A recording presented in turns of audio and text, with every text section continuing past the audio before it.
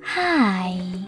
In front of me is Motorola Edge 13 Neo, and today I would like to show you how you can manage adaptive brightness.